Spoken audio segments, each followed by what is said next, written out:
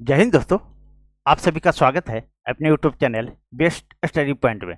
दोस्तों आज मैं आप लोगों के लिए परसेंटेज का कुछ इंपॉर्टेंट प्रश्न लेकर के आया हूँ और अगर आप किसी भी एग्जाम की तैयारी कर रहे हो तो ये आपके लिए इंपॉर्टेंट होगा। तो चलिए देर ना करते हुए हम शुरू करते हैं। लेकिन शुरू करने के पहले आपसे मेरा रिक्वेस्ट है, अगर आप चैनल पर नए हो तो प्लीज़ वीडियो को लाइक करें, चैनल सब्सक्राइब करें और वीडियो को अधिक से अधिक शेयर कर दें दोस्तों। और अगर आप मेरे पुराने सब्सक्राइबर हो तो प्लीज़ वीडियो को लाइक करें और वीडियो को अधिक से अधिक शेयर कर दें। तो चलिए देखते हैं पहला प्रश्न क्या कह रहा है। तो पहला प्रश्न है आपका, किसी परीक्षा में 60% विद्यार्थी गणित में, 70% विद्यार्थी अंग्रेजी में और 50% विद्यार्थी दोनों विषय में उत्तीर्ण हुए। तो बताइए कुल कितने परसेंट विद्यार्थी उत्तीर्ण हुए। ठीक है, अब देखिए यहां भी बोल रहा है, एक मिनट, उत्तीर्ण, और यहां भी बोल रहा है उत्तीर्ण, यानी सारे के बारे बोल रहा है। 60% विद्यार्थी, 70% और ये दोनों में 50% उत्तीर्ण हुए। ठीक है, तो कितने परसेंट विद्यार्थी उत्तीर्ण हुए। अब देखिए, तो मैथ गणित में, अब इसको यहाँ मैथ लिखते हैं, ये 60% विद्यार्थी हैं।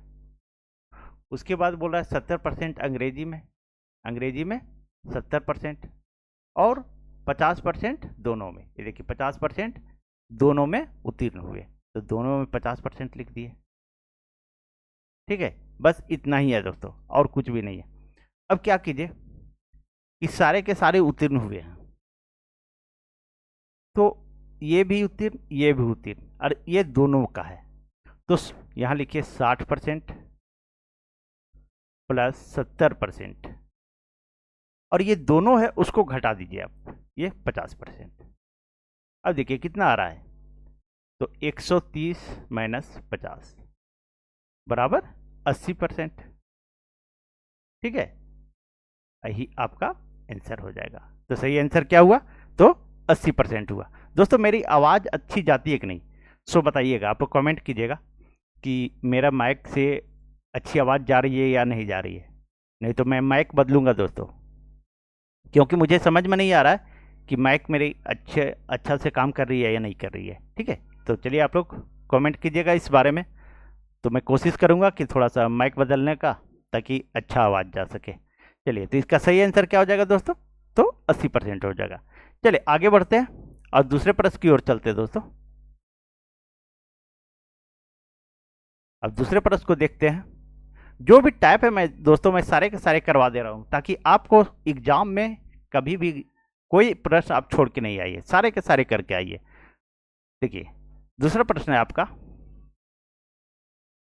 एक परीक्षा में हिंदी में 40%, संस्कृत में 25% और दोनों विषयों में 20% विद्यार्थी अनुत्तीर्ण हुए। तो बताइए कुल कितने परसेंट विद्यार्थी उत्तीर्ण हुए। अब यहाँ आप एक चीज गौर कीजिएगा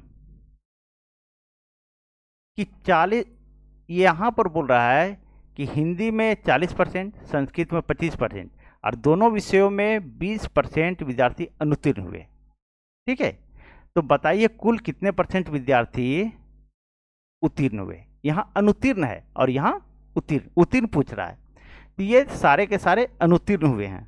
ठीक है, तो आप देखिए हिंदी एच कर दे रहा हूं मैं यहाँ, ये 40%, 25% संस्कृत, संस्कृत में 25%, और बोल रहा है दोनों विषयों में 20% विद्यार्थी अनुत्तीर्ण हुए, या 20%, ये सारे के सारे अनुत्तीर्ण है दोस्तों।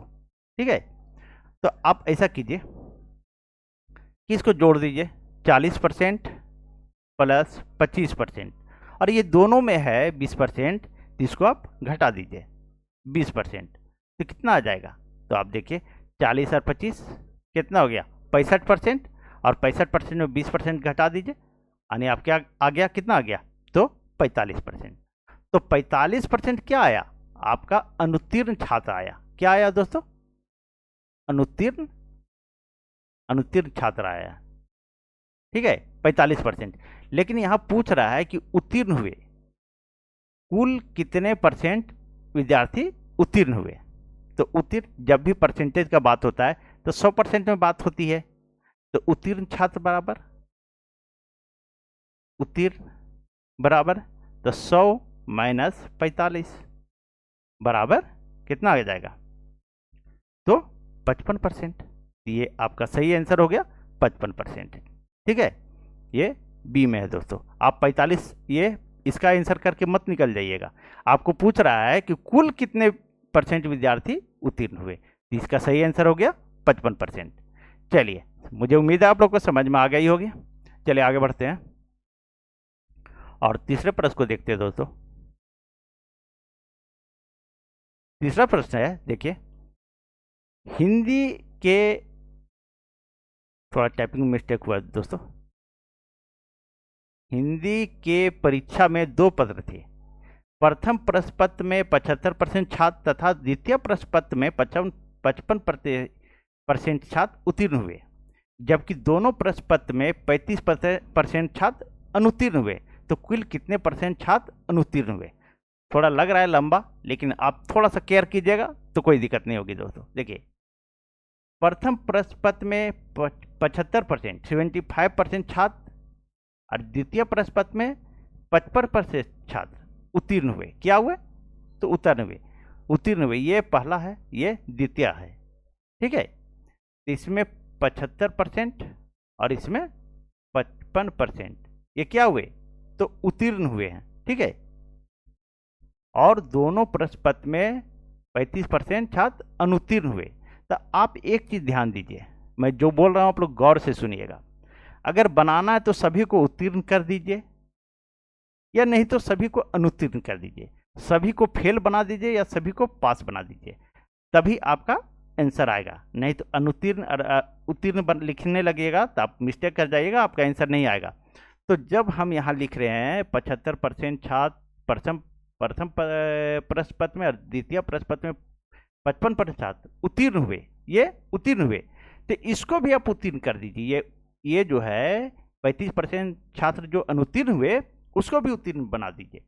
तो जब 35% छात्र अनुत्तीर्ण हुए थे तो 100% में 35% घटा दीजिए, तो आपका कितना आ जाएगा? 65% छात्र जो है तो उत्तीर्ण हुए इसमें, ठीक है। कुल छात्रों में दोनों प्रश्न पत्र में तो 65% छात्र उत्तीर्ण हुए। तो अब यहाँ आप 65% लिखिए, ठीक है। अब क्या कीजिए, इसको जोड़ दीजिए दोस्तों। ये उत्तीर्ण है, ये भी उत्तीर्ण हो गया और ये भी उत्तीर्ण हो गया, तीनों उत्तीर्ण हो गया। तो 75 प्लस 55 और ये दोनों में है, ये जो है दोनों में, तो इसको घटा दीजिए 65%। अब इसको देखिए, जोड़ दीजिए, 5 5 10, 7 5 12, 1 13, 130% छात्र में 65% छात्र जो है दोनों में है। तो कितना आया? 65%। अभी आपका आंसर आया नहीं दोस्तों।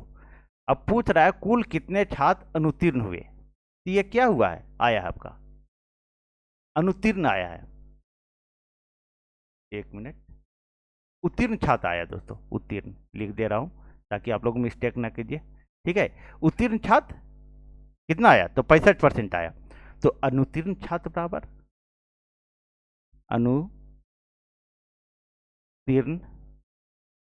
एक मिनट दोस्तों इसको क्लियर करता हूं थोड़ा।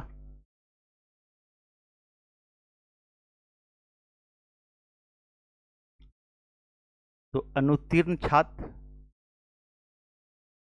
अनुत्तीर्ण बराबर, जब भी बात होती है तो 100% में, ये तो हमारा उत्तीर्ण छात्र है, तो इसको हम घटा देंगे 100 में, 65% बराबर आपका 35% छात्र जो आएगा सो अनुत्तीर्ण होगा, ठीक है। तो इसका सही आंसर हो जाएगा 35%।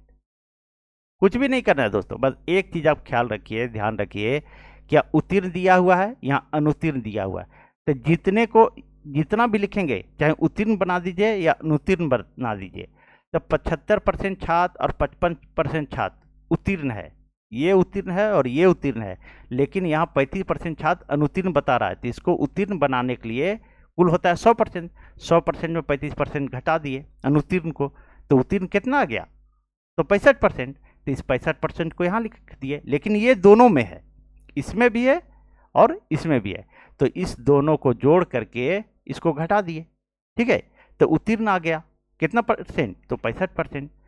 अब उत्तीर्ण 65% और पूछ रहा है अनुत्तीर्ण छात्र, तो 100% होता है, 100% में हम 65 घटा दिए तो 35% इसका सही आंसर हो गया। मुझे उम्मीद है दोस्तों आप लोग को समझ में आ गई होगी। चलिए इस तरह का प्रश्न आएगा दोस्तों तो आप लोग एग्जाम में क्रैक करके आइएगा, छोड़िएगा नहीं। मुझे उम्मीद है कि आप लोग छोड़िएगा नहीं, अच्छे से करके आइएगा। लेकिन आप लोग पूरा वीडियो वॉच कीजिए दोस्तों, अब छोड़ के जाइएगा। यूट्यूब पर एक से एक वीडियो पड़ा हुआ है, अब वो सब देखिएगा, लंच फंड वीडियो देखिएगा तो आपका जो है पढ़ाई डिस्टर्ब होगा दोस्तों। वो बाद में भी कर लीजिएगा, जॉब होगा ना तो वो भी कर लीजिएगा, लेकिन अभी पढ़ाई पर सिर्फ ध्यान दीजिए आप लोग। चलिए चौथे प्रश्न को देखते हैं दोस्तों। चौथा प्रश्न आपका, एक परीक्षा में राम 30% अंक प्राप्त करके 30 अंकों से फेल हो जाता है, जबकि श्याम 35% अंक प्राप्त करके 80 अंकों से फेल हो जाता है, तो परीक्षा का पूर्णांक ज्ञात कीजिए। चलिए एकदम सिंपल सा है और इजी है दोस्तों। राम जो है, देखिए एक मिनट दोस्तों, यहां लिख दीजिए राम, आप राम और प्राप्त हो जाता है, जबकि श्याम यहां लिख दीजिए आप श्याम। ठीक है, अब देखिए 30% अंक प्राप्त करके 30 अंकों से फेल हो जाता है, तो 30% अंक प्राप्त करके 30 अंक से फेल हो जाता, तो इसको 30 अंक और आ जाता तो वो पास हो जाता, तो इसको हम जोड़ दिए। अब यहां देखिए श्याम के बारे, श्याम जो 35% अंक प्राप्त करता है, 35% अंक प्राप्त करता है और 80 अंकों से फेल हो जाता है। ठीक है, ये फेल हो जाता है तो इसको जो है 80 अंक, ठीक है, एक मिनट दोस्तों सॉरी, 30% अंक प्राप्त करके 30 अंकों से फेल हो जाता है, और ये हाँ दोनों फेल हो रहा है, और ये 35% अंक प्राप्त करके 80 अंकों से फेल हो जाता है, तो दोनों को कितना चाहिए, इसको 30 अंक चाहिए, इसको 80 अंक चाहिए। अब दोनों को बराबर कर दीजिए। ठीक है, अब देखिए क्या है कि इस 30 को इधर ले जाइए, तो 35% माइनस 30% बराबर 5% आ गया। ओ एक मिनट, अभी नहीं घटाएंगे,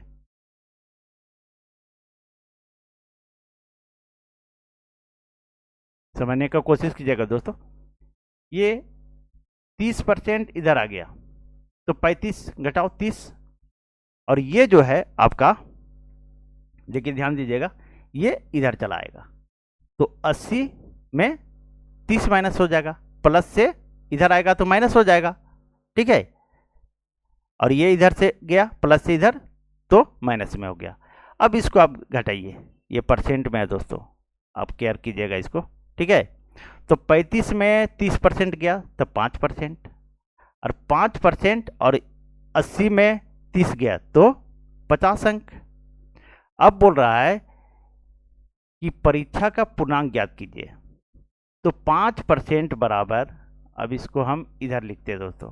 ठीक है, 5% बराबर 50, तो 100% बराबर, अब यहाँ आएगा 50 गुने 100 बटा 5। अब इसको काट दीजिए, 5 से 10 बार में, अरे 100 दहिए 10, 1000। ठीक है, तो इसका पूर्णांक कितना आ गया, तो 1000 आ गया दोस्तों। चलिए, मुझे उम्मीद है आप लोग को समझ में आ गई होगी दोस्तों।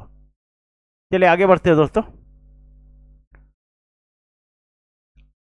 और आप लोग अगर टेलीग्राम ज्वाइन कर लेते, कम से कम दोस्तों जो भी प्रॉब्लम इस रखा तक नहीं समझ में आता तो मैं वहाँ भी सॉल्व करवा देता आप लोगों को, लेकिन आप लोग टेलीग्राम ज्वाइन भी नहीं कर पा रहे और मैं भी लिंक भी नहीं डाल पा रहा हूँ दोस्तों। लेकिन आप लोग टेलीग्राम ज्वाइन कर लीजिए, जो भी प्रॉब्लम होगी वहाँ पर आप लोग का सोल्यूशन होगा दोस्तों। ठीक है, चलिए पांचों प्रश्न देखते हैं। पांचों प्रश्न है, सीता 40 अंक प्राप्त करती है और गीता 30 अंक प्राप्त करती है। सीता का प्राप्तांक पास होने के लिए आवश्यक न्यूनतम अंक से 56 अधिक है। सीता जो है, देखिए यहाँ सीता लिख देते हैं, सीता 40% अंक प्राप्त करती है, 40% अंक, और गीता जो है 30% अंक प्राप्त करती है। अब बोल रहा है सीता का प्राप्तांक पास होने के लिए आवश्यक न्यूनतम अंक से 56 अधिक है। सीता का अधिक है तो उसको घटा दीजिए आप, 56 अंक। और बोल रहा है गीता का प्राप्तांक 24 कम है, तो इसको 24 घट रहा है, कम हो रहा है, तो इसमें 24 जोड़ दीजिए और यहाँ बराबर की चिन्ह दे दीजिए। बस आपका इतना ही, आपका सेटिंग करना है इतना ही, तो इसी तरह बैठाना है दोस्तों, बस आपका सारा का सारा बन जाएगा। अब देखिए क्या कीजिए, इस 30 को इधर ले आइए, तो 40% माइनस 30%, ठीक है। और अब ये 56 जाएगा, इधर चला जाएगा, ठीक है।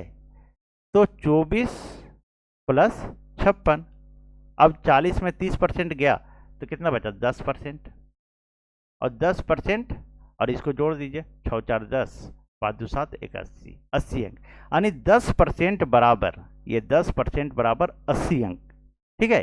तो बोल रहा परीक्षा का पूर्णांक कितना है, तो जब भी पूर्णांक होता है तो 100% में होता है, ठीक है।